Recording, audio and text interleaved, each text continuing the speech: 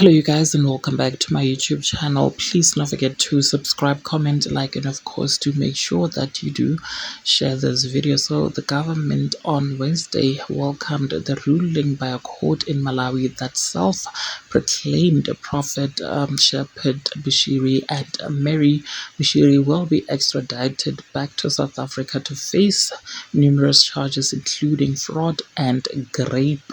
You guys, now in 2020, the couple appeared before two different courts in South Africa on multiple criminal charges.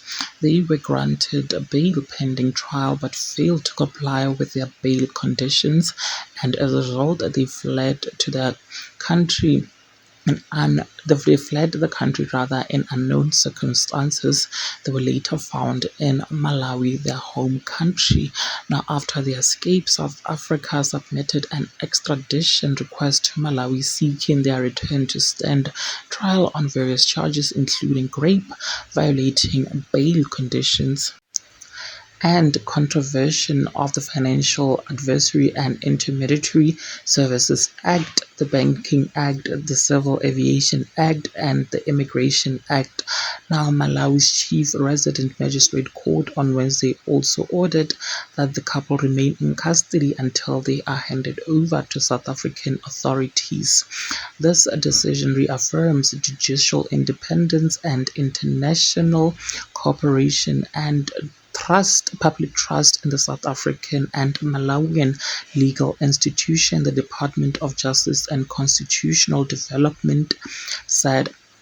It is said Wednesday's ruling was a significant milestone rather in international legal cooperation, demonstrating the strength of both countries' judicial frameworks and diplomatic engagements.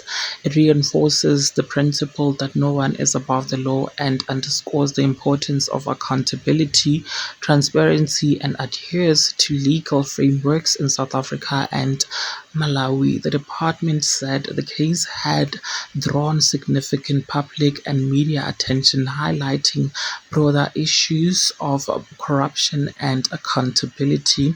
It also underscores the critical role of legal agreements and treaties in tackling transactional crimes and ensuring that justice is served regardless of borders.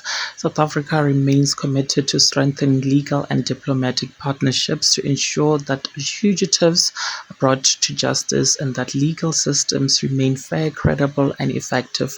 The government had been informed that the couple intended to appeal. The South African government will oppose the appeal. The department will await the outcome of the appeal process if they proceed. Now, if the couple chose not to pursue the appeal, the department will await formal notification from the Central Authority of Malawi.